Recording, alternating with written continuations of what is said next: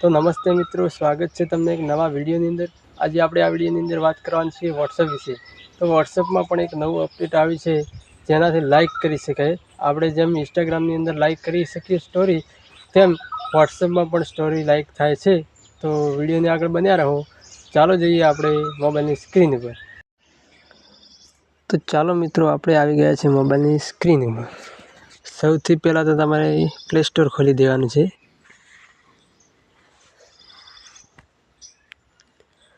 ત્યાં તમારે સર્ચમાં જવાનું છે અને અહીંયા વોટ્સઅપ સર્ચ કરવાનું છે।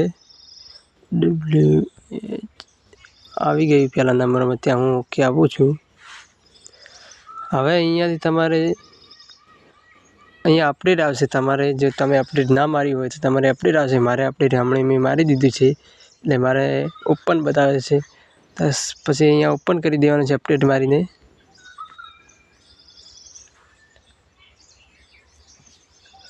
હવે મિત્રો તમે જોઈ શકો છો અહીંયા કે મારા સ્ટેટસ ઉપર પણ લાઇક આવી ગઈ છે।